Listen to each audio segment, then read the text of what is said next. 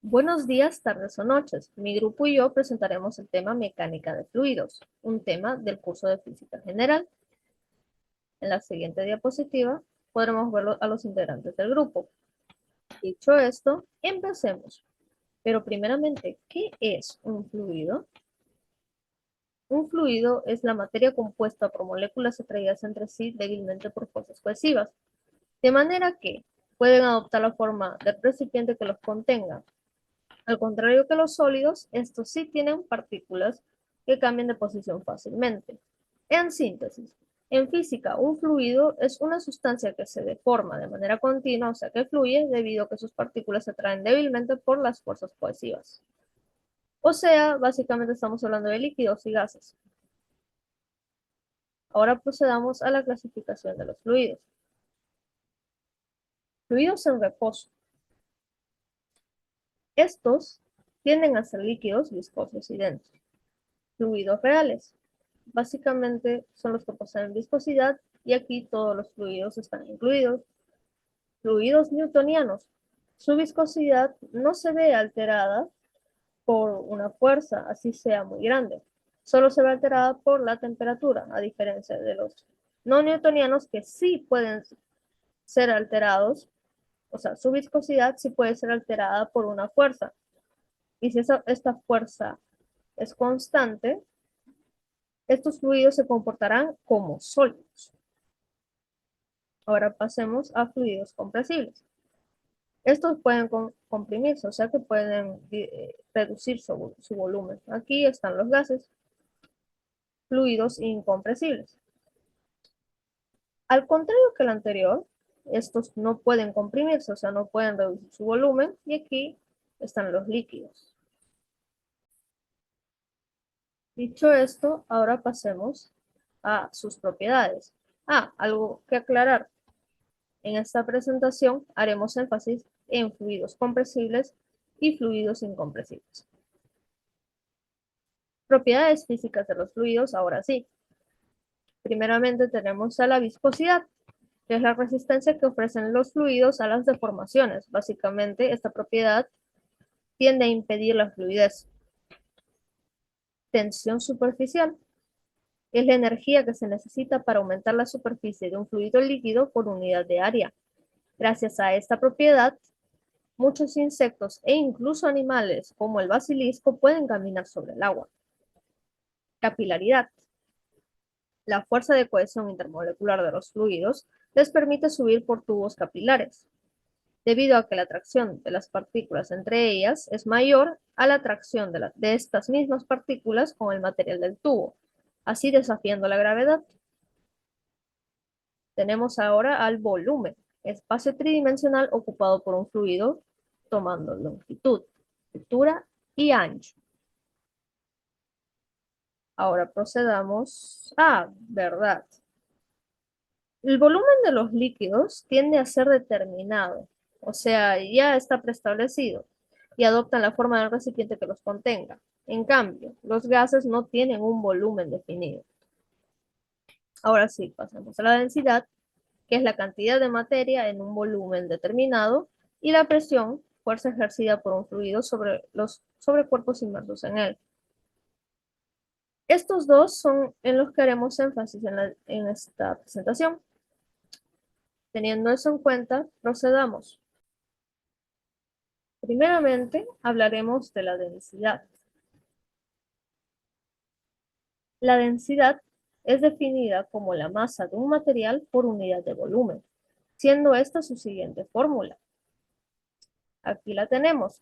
Rho, que es una letra griega, representando la densidad, que es igual a m, representando la masa, sobre v, representando el volumen.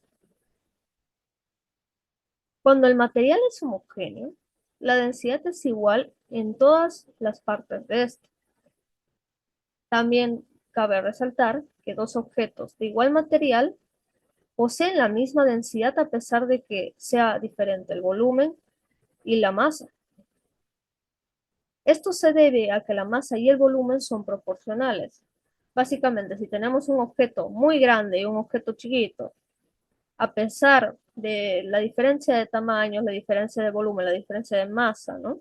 claramente. Si están hechas del mismo material, van a tener la misma densidad, no importa si tiene más volumen y más masa, debido a lo anterior mencionado. Y se preguntarán cuáles son las unidades de la densidad. Pues en el sistema internacional, su unidad es el kilogramo por metro cúbico. Pero también es común encontrarlo como, no como la unidad principal, pero sí se tiende a representar con gramo por centímetro cúbico, siendo la equivalencia la siguiente. Un gramo por centímetro cúbico equivale a 1000 kilogramos por metro cúbico. Cabe resaltar también que la densidad es afectada por la temperatura y la presión. También mencionamos materiales homogéneos, pero también debemos mencionar que la densidad de algunos materiales varía de un punto a otro dentro del mismo material. Tal el caso, por ejemplo, en el cuerpo humano. Nosotros poseemos grasa y huesos, pero estos no tienen la misma densidad, siendo la grasa de menor densidad que la de los huesos. También como ejemplo tenemos la densidad del aire, siendo menor a alturas mayores, y también tenemos de ejemplo a la densidad del agua, de los mares, por ejemplo. Tiende a ser más densa en sus profundidades y menos densa en la superficie. Dicho todo esto, acá tenemos un cuadro con algunas densidades, las más comunes: aire, hierro, acero, bronce, etanol, benceno, etc. Pero ¿no ven algo peculiar por acá? No sé, por esta parte. Pues espero que estén respondiendo. ¿Por qué está variando el agua en estado sólido, el agua en estado líquido y el agua también en estado líquido, pero específicamente de mar? ¿Por qué varía la densidad? Pues bueno, primero vamos a comparar la densidad del agua con la densidad del agua de mar. Podemos ver que la densidad del agua del mar es mayor que la densidad del agua destilada, vamos a suponer, ¿no? Pues ¿a qué se debe? Pues en el agua de mar todos sabemos que hay sales. Estas sales van a alterar la densidad de esta, haciéndola más densa por tener algo adicional que el agua corriente. Por lo tanto, va a diferir. Y ahora, ¿qué pasa con el hielo? Que está en estado sólido, ¿no? Es agua en estado sólido. ¿Por qué tiene menor densidad que el agua? Ahora procederemos a explicarlo. La densidad del agua. La densidad varía con la temperatura del fluido, siendo que mayormente al bajar la temperatura de la sustancia, esta se vuelve más densa, o al menos mayormente, ¿no? Pero en el agua sucede algo distinto, peculiar. Como podemos ver, este cubito es agua, lógicamente es agua en estado sólido, pero lo estamos viendo flotar sobre el agua en estado líquido. Pero si mencionamos que mayormente al bajar la temperatura de la sustancia, esta se vuelve más densa, ¿por qué no está pasando lo contrario? Pues ahora procederé a explicarlo. Como todos sabemos, las moléculas de agua están unidas por puentes de hidrógeno. A la hora de congelarse, estos puentes de hidrógeno se vuelven más rígidos, dejando espacios en el agua solidificada. En cambio, en el agua en estado líquido, esto no sucede. Estos puentes de hidrógeno se unen y se rompen, ¿no? Constantemente, se forman y se rompen constantemente, haciendo que al no haber estos espacios, el agua líquida sea más densa que el agua en estado sólido. Y acá podemos ver una gráfica de la densidad del agua versus la temperatura. Como podemos ver en primera instancia, sí se aplica lo que vemos acá, que mayormente al bajar la temperatura, la sustancia se vuelve más densa. Acá sí lo podemos ver, pero hay un tope. En 4 grados centígrados pasa lo increíble. En esta temperatura es que el agua es más densa y empieza a bajar drásticamente después de esto. O sea, la densidad empieza a bajar, incluso si aún sigue disminuyendo la temperatura. ¿Y esto qué aplicaciones tiene en la vida, se podría decir, en este planeta, más que todo? Pues bueno, acá podemos ver otra gráfica, bueno, un dibujo, Supongamos un lago. Como podemos ver, afuera, afuera de este sistema, claro, ¿no? Afuera del lago, ¿no? Tenemos una temperatura muy baja, -10 grados centígrados. Pues bueno, nosotros sabemos que el hielo es menos denso que el agua, por lo tanto, el hielo se va a formar acá. El hielo flota sobre el agua y actúa a modo de aislante. Como podemos ver, dentro de este lago, las temperaturas están de 0 a más, bueno, a más hasta donde se pueda, ¿no? Pero no llegan a -10 grados centígrados. O sea, el hielo formado no permite que estas temperaturas afecten a la fauna marina, que probablemente no aguante esta temperatura, incluso temperaturas más frías. Siendo que el agua a 0 grados centígrados sigue en la superficie, como podemos ver, estas aguas de hielo. A diferencia del agua a 4 grados centígrados, que se queda al fondo del estanque o del lago. Siendo que la fauna marina no tiene que someterse a temperaturas tan frías, básicamente como hermetismo, así sobreviviendo estos animales gracias a esta propiedad del agua, muy importante para la vida en la Tierra. Y ahora pasemos también, primero hagamos énfasis, ya sabiendo esto, en la carátula. Como podemos ver, aquí es un mar con iceberg. Y ustedes dirán, esos icebergs pesan toneladas. ¿Por qué flota en el agua? Pues como vimos anteriormente, que tenga mayor masa y mayor volumen que un cubito de hielo no altera la densidad, es la misma que el cubito de hielo, por lo tanto esto va a flotar, igual que el cubito de hielo al tener menos densidad que el agua. Ahora sí, pasemos a la presión de los fluidos. Cuando un fluido está en reposo, ejerce una fuerza perpendicular a cualquier superficie de contacto que esté en contacto con este, como la pared de un recipiente o un cuerpo sumergido en un fluido. Asimismo, una superficie pequeña de área derivada de A, o sea, A representando el área, centrada en un punto en el fluido, la fuerza normal que el fluido ejerce sobre cada lado es la fuerza derivada de la fuerza normal, que como vemos es perpendicular, siendo que la presión se define como la fuerza normal aplicada por unidad de área, y aquí lo vemos, que representando a la presión derivada de la fuerza normal, representando pues a la fuerza normal como variación, ¿no? Y derivada del área de la misma forma, ¿no? Representando al área A, de A representando a la derivada del área, o bueno, unidad de área, ¿no?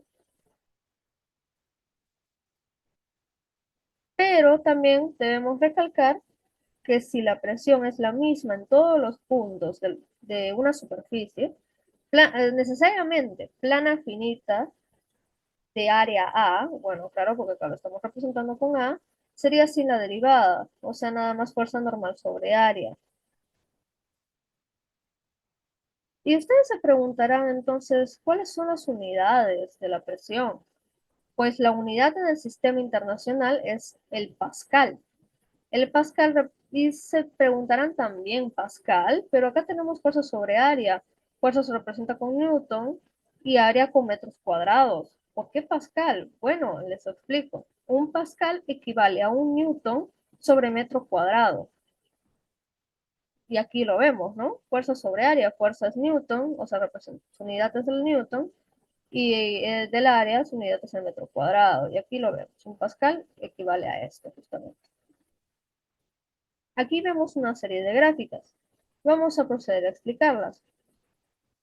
Las fuerzas actúan sobre en este caso, las fuerzas están actuando sobre una pequeña superficie dentro de un fluido en reposo. Podemos ver que la superficie no se acelera, por lo que el fluido ejerce fuerzas normales iguales sobre ambos lados. Como podemos ver acá, esta fuerza es igual que esta, ya que no está acelerado, sino en reposo.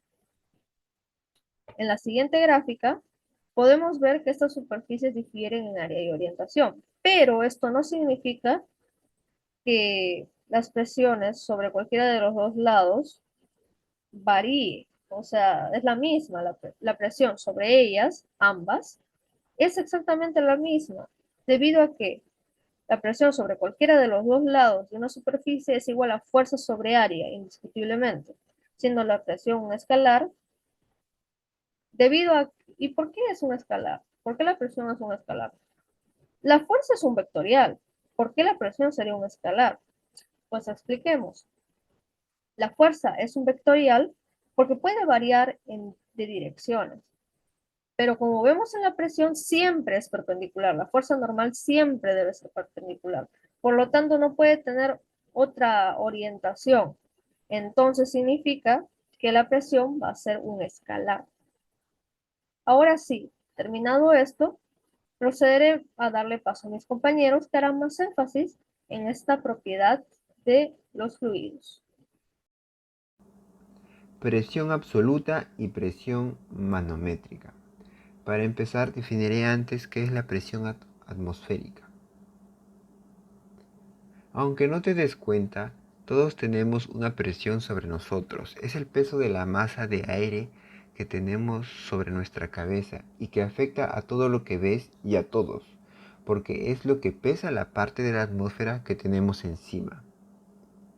La presión atmosférica es el peso de la atmósfera partido por unidad de superficie. Bueno, ya sabemos qué es la presión atmosférica. Vamos a hablar ahora de las diferentes formas que tenemos para medir la presión en la Tierra. Presión absoluta. Toma como base de medida el cero absoluto. Al ser una unidad absoluta, debajo del cero no hay nada, no hay presiones negativas. Todas las presiones estarán por encima del cero, por lo que serán positivas. Estas mediciones se suelen utilizar para realizar cálculos teóricos en la superficie terrestre. Pero, como ya sabemos, no hay una presión de cero absoluto. Hay una presión que es la presión atmosférica. Presión manométrica. Para facilitar la medida de la presión, surge el concepto de la presión relativa, que es la medida de presión por encima de la presión atmosférica, o lo que es lo mismo, la presión relativa toma como cero la presión atmosférica. La presión relativa la miden los manómetros, por eso la presión relativa también se le conoce como presión atmosférica. En pocas palabras de lo antes mencionado,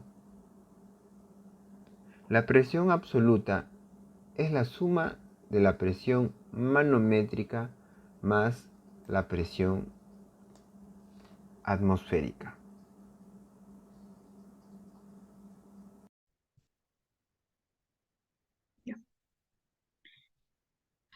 Bien, vamos a hablar lo que es la flotación. Y primero que nada vamos a definir qué es la flotación. Y bueno, la flotación es la capacidad de un cuerpo para sostenerse dentro de un fluido. Flotación o empuje hacia arriba es una fuerza ascendente ejercida por un fluido que se opone al peso de un objeto parcial o totalmente sumergido. Este concepto nos ayuda a comprender el principio de Arquímedes. Ahora pasamos al flujo de fluidos. ¿Qué es flujo y fluidos? Movimiento o circulación de un fluido sin alterar sus propiedades físicas o químicas. Acá hay variables que describen el flujo de fluidos. Entre ellas tenemos las propiedades de fluido, que está densidad y viscosidad. Régimen de flujo, que es velocidad, caudal de fluido, que se divide en dos, en másico y volumétrico. Después tenemos parámetros del estado de flujo. Aquí se encuentra la presión y parámetros de la conducción, que se encuentra el diámetro y la rugosidad interna. Ahora, existen tipos de flujos. que es el flujo interno y el flujo externo. En el flujo interno es en el interior con las conducciones y en el flujo externo es alrededor de los cuerpos sólidos, sedimentación y filtración. El flujo de fluidos ocurre bajo la acción de fuerzas externas, que las cuales se encuentran una resistencia al movimiento, debido a una resistencia interna propio del fluido. Esto es viscosidad, fuerzas viscosas, o de la acción del exterior sobre la del fluido, que es el rozamiento, fuerzas de rozamiento. Ahora, ya haber definido estos conceptos, vamos a pasar a lo que es el principio de Arquímedes, ya que, como mencioné antes, estos conceptos nos ayudan a comprender de este principio. Ahora, vamos a pasar al principio de Arquímedes. ¿Qué es el principio de Arquímedes? El principio de Arquímedes nos indica que todo cuerpo sumergido dentro de un fluido experimenta una fuerza ascendente llamada empuje, equivalente al peso del fluido desalojado por el cuerpo. Aquí se encuentran dos explicaciones del principio de Arquímedes que consta de dos partes, como se indica en la figura que podemos observar aquí. 1. El estudio de la fuerza sobre una porción de fluido en equilibrio con el resto del fluido. 2. La sustitución de dicha porción de fluido por un cuerpo sólido de la misma forma y dimensiones. Un ejemplo sería que en este principio lo aplicamos cuando nadamos. Cuando tiramos un objeto al agua, el objeto se hunde. Si su peso es mayor que el peso del fluido desplazado, el objeto flota. Cuando su peso es menor o igual al peso del fluido desplazado, como podemos observar en esta imagen. Y bueno, eso sería todo y le doy pase a mis compañeros. Gracias.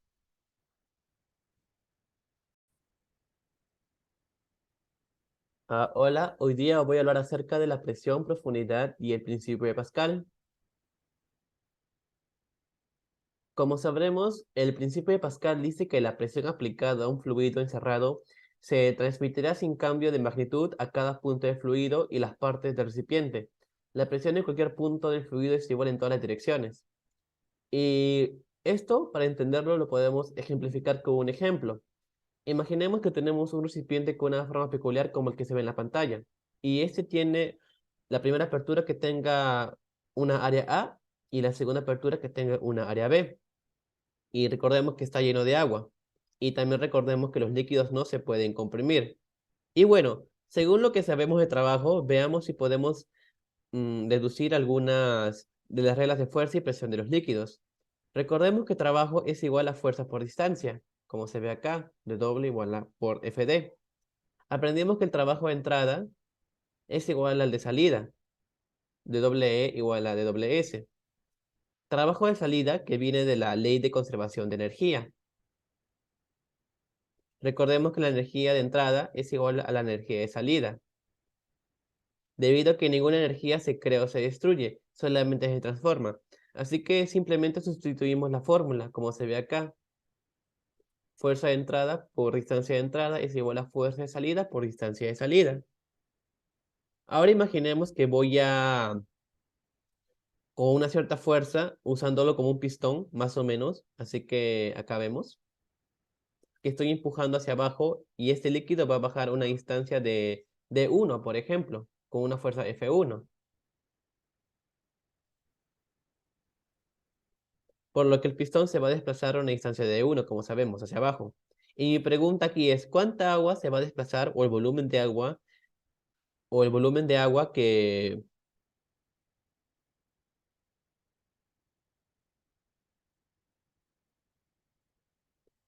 Y mi pregunta aquí es, ¿cuánta agua se va a desplazar o el volumen de agua que se desplazará en el área 2 hacia arriba, obviamente? Como sabemos, volumen 1 es igual a área 1 por distancia 1. Y recordemos que un líquido no puede comprimir su volumen. Todo este volumen desplazado se verá reflejado aumentando algo en el volumen en el área 2, como vemos acá. Y acá tendríamos la distancia 2, por lo que el volumen que se desplaza en A1 va a ser el mismo que se desplazará en A2, como vemos acá. ¿Cuál será ese cambio de volumen? B2 igual a A2 por D2. Y sabemos que los líquidos no se pueden comprimir, por lo que tenemos que A1 por D1 es igual a 2 por D2. Y también sabemos que la fuerza que entra aquí es la misma que fuerza que sale. Y ahora entendiendo un poco más podemos reemplazar las fórmulas. Por ejemplo, que la fuerza 1 entre A1 es la presión. Y si lo reemplazamos con las demás fórmulas que vemos acá, podemos sacar esta conclusión, que va a ser igual a F2 entre A2 por D2, lo que me da acá la presión y acá me da el volumen. Y acá podemos constatar que la presión 1 por el volumen 1 es igual a la presión 2 por el volumen 2. Y también sabemos que ambos volúmenes desplazados van a ser iguales, por lo que acá se aplica la misma presión en todos los líquidos, en todo el recipiente. Y así se cumpliría la ley de Pascal. Gracias.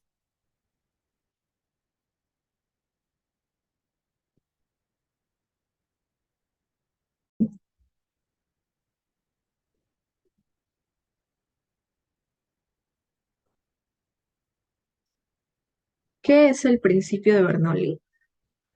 Cuando un fluido está en movimiento a través de una tubería y se presentan cambios de diámetro, los segmentos donde el fluido se mueve mucho más rápido se encuentran a menor presión que los segmentos donde el fluido se mueve más lento.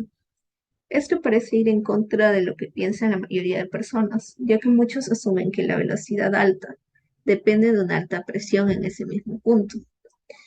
La idea revolucionaria de Bernoulli fue demostrar que para que aumente la velocidad en un fluido, se requiere que haya una presión más alta detrás del fluido que delante de él.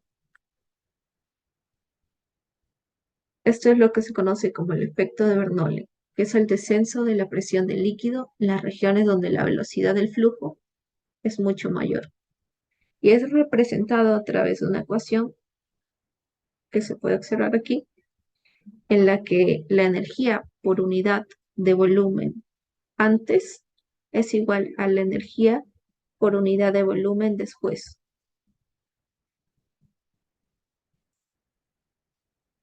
La ecuación de Bernoulli es eficaz y útil porque relaciona los cambios de presión con los cambios en la velocidad y la altura a lo largo de una línea de corriente.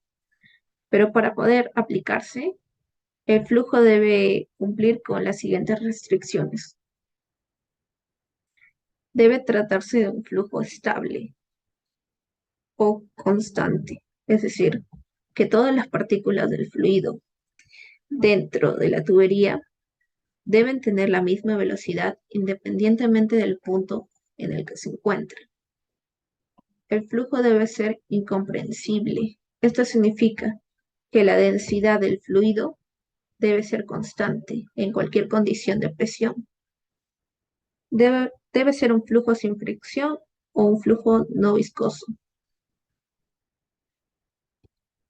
Es decir, su capacidad de resistencia al movimiento debe tender a cero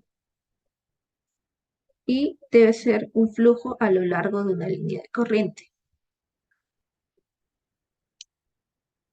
La ecuación de continuidad. La ecuación de continuidad es un resultado matemático de la ley de conservación de la materia, que se puede aplicar cuando se tiene un fluido ideal. La ecuación de continuidad no es más que un caso particular del principio de conservación de la masa. Se basa que en el caudal del fluido ha de permanecer constante a lo largo de toda la conducción, dado que el caudal es el producto de la superficie de una sección del conducto por la velocidad con que se fluye el fluido, tendremos que en dos puntos de una misma tubería se debe cumplir que el caudal en el punto 1 es igual que en el caudal en el punto 2. Esta es la ecuación de continuidad, se observa. Entonces, la superficie de una sección del conducto de entrada por la velocidad de la entrada con la que fluye el fluido es igual a la velocidad con que fluye el fluido en la salida por el producto de la superficie de salida. Gracias.